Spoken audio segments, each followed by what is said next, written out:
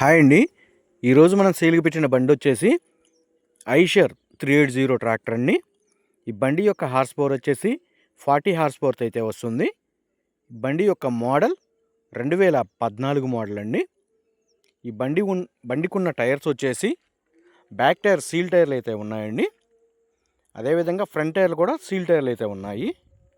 ఈ బండి ట్రయల్ 2 సేల్కి పెట్టడం అయితే జరిగిందండి. 2 కొనాలని ఇంట్రెస్ట్ ఉన్న వాళ్ళు మాత్రమే దయచేసి కాల్ చేయండి.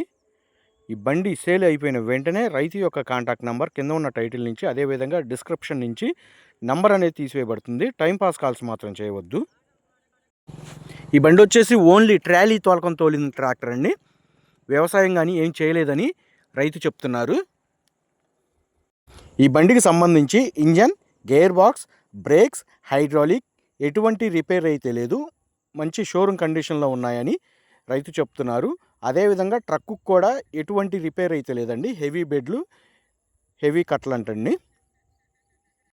రైతు ఈ బండి సేలుకు పెట్టిన లొకేషన్ వచ్చేసి ఆంధ్రప్రదేశ్లోని ఏలూరు జిల్లా నూజివీడు మండలం గొల్లపల్లి విలేజ్లో అయితే సేలుకు పెట్టడం అయితే జరిగింది.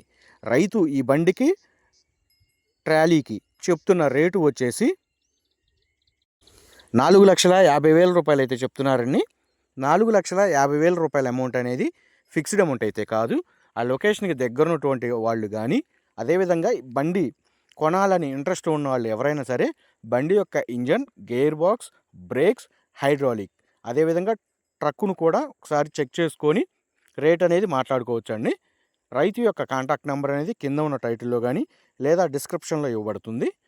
దయచేసి టైంపాస్ కాల్స్ మాత్రం చేయవద్దు. బండి సేల్ అయిపోయిన వెంటనే రైతు యొక్క కాంటాక్ట్ నెంబర్ అనేది తీసివేయబడుతుంది.